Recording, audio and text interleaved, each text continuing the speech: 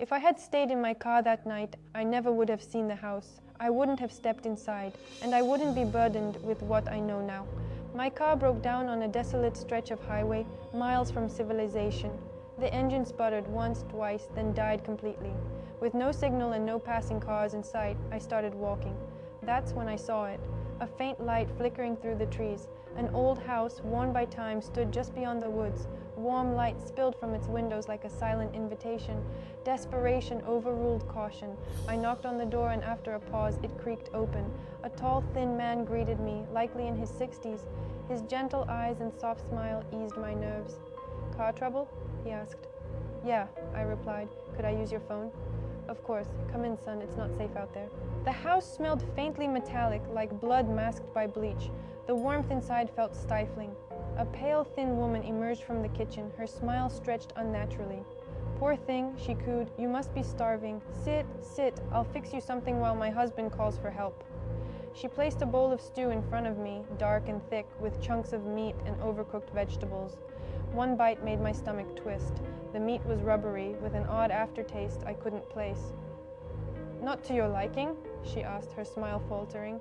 "No, it's good," I lied, forcing another mouthful. Her smile widened, pleased. A teenage boy sat across from me, silent and unmoving. His unblinking stare and faint grin unsettled me. I needed to leave. Every instinct screamed at me to run, but politeness anchored me to the chair. "Can I use the bathroom?" I asked, standing abruptly. "Second door on the left," the man replied, his gaze narrowing. I walked down the dim hallway but past the bathroom. A door at the end of the hall stood slightly ajar, faint light seeping from within. I don't know why I opened it, but I did.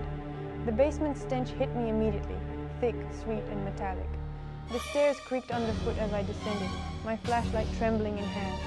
A butcher's table dominated the center of the room, its surface scarred and stained with old blood. Hooks dangled from the ceiling, some empty, some not. Bones littered the floor, some shattered, others disturbingly whole. A skull rested on a shelf, its hollow gaze locking with mine. The stew roiled in my stomach. "What are you doing down here?"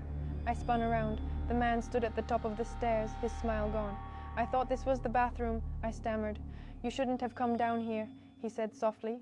The woman appeared behind him, her smile now predatory. The boy stood beside her, holding a rusted knife. "You can't leave," the man whispered, stepping forward. Panic seized me. I barreled past him, sprinting up the stairs and into the hallway. The front door loomed ahead. I slammed into it, bursting into the cold night. Behind me, I heard the woman's laughter. I ran until I saw headlights. A car slowed, the driver peering out. "What the hell are you doing out here? Help me!" I gasped, climbing in. "Please, just drive." The police didn't believe me at first, but I convinced them to investigate. "It's just a few miles back. You can't miss it. There's a light on the porch." They exchanged wary glances. One officer spoke up. "That house burned down 40 years ago. The family died in the fire." "No," I insisted. "I was just there. I saw them." They drove me to the site. There was no house, only an empty lot overrun with weeds. But in the dirt, I found a hook. Old, rusted, unmistakable. As we left, I heard it again. The woman's laughter, faint and mocking, drifting through the trees. You know the song. It's catchy, and it sticks with you all day. That particular part is especially eerie. I'm sure some of you agree. The holiday season is here, and life is always hectic. Work never slows down. Traffic is a nightmare, and wrapping all the gifts is such a hassle. But it's all worth it when I see the joy on my daughter's face. She's 5 now, and since she understood the magic of Christmas, it's been her favorite time of year. This year is no different. Since Thanksgiving, she's had her Christmas list ready, adding new items every day. As the days passed, more decorations appeared, inflatable figures and lights outside, stockings and the Christmas tree inside. For our family, this is the best time of year. One of my daughter's favorite traditions is visiting Santa at the mall. She always brings her list, reading off everything she wants before the annual photo. This year was no exception. List in hand, my daughter approached Santa, sat on his lap, and he asked the magical question, "Have you been a good girl this year?"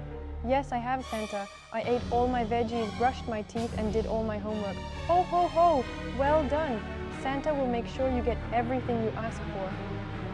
After a smile and a big hug, my daughter rushed over to me, eager to share the good news. When we got home, she couldn't wait to find my wife and tell her what Santa had said. She was bursting with excitement.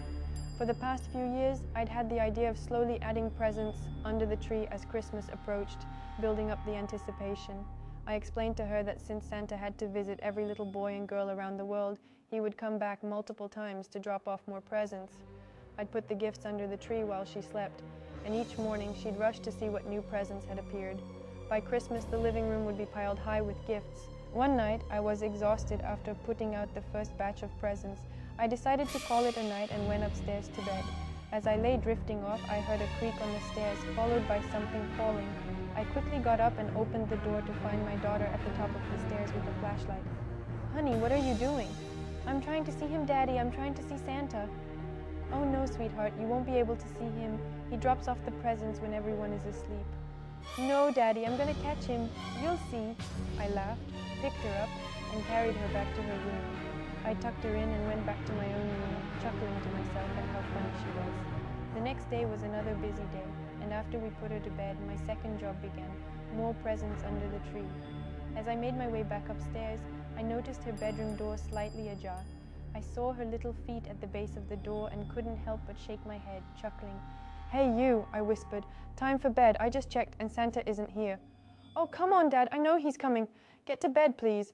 With that, she closed her door and I heard her shuffling back to bed. The next few days were the same: work, dinner, bedtime, presents. Without fail, every night I'd hear her door creak open and her footsteps in the hallway. My wife suggested I just let it play out. Let her have fun. She'll go to sleep when she realizes she won't see him. You're right. She's just excited about the presents. Finally, Christmas Eve arrived and the tree was nearly surrounded by presents. After my usual routine, I peeked into my daughter's room to make sure she was asleep, and she was. I climbed into bed and waited for her usual footsteps in the hallway, but this time I heard nothing but my wife snoring. I thought maybe she had finally realized she wouldn't catch Santa. To be honest, the thought of Santa visiting her room stayed with me. By the time I got home from work, I was exhausted, but there were just a few more presents to set out. Christmas was almost here, and I was ready for it to be over. That night, after my daughter had fallen asleep, I put the last of the presents under the tree, set up the cookies and milk, and prepared to crash into bed. I was drained. I barely had the energy for the usual holiday rituals. When I woke up, my daughter came charging into our room, shouting, "No, Mommy, Daddy, it's Christmas." I'm up, I replied, trying to catch up with her. We all rushed downstairs, and she was beyond excited. She couldn't wait to rip into her presents. As she tore into the largest one, I looked around the room and noticed that the cookies I'd left out were completely gone, and the milk was spilled on the floor. I thought it was my wife going the extra mile to make it look real. "Nice touch, babe." "Huh? What do you mean?" She looked confused. "I didn't touch anything. I thought that was you, along with those boot prints on the floor." I hadn't worn boots. I was too tired the night before to do anything extra. Could our daughter have eaten the cookies? Maybe, but that wouldn't explain the boot prints. And then I saw it, a gift I didn't recognize. It was wrapped beautifully with a big bow and a tag that read, "To the good little girl." What was this? I carefully unwrapped it, and inside were dozens of pictures. Pictures of us sleeping, of my daughter sleeping, pictures of us leaving the house, and even one of her sitting on Santa's lap at the mall. At the bottom of the box was a note. "Thank you for being such a good girl. I've been watching to make sure you weren't lying.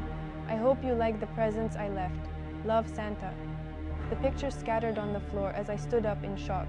My daughter, excited, ran over to the gift I hadn't recognized. "Oh, Daddy, I love it. It's my favorite teddy bear. It even sings a song." She hugged it tightly. "He sees you when you're sleeping. He knows when you're awake. He knows if you've been bad or good, so be good for goodness sake."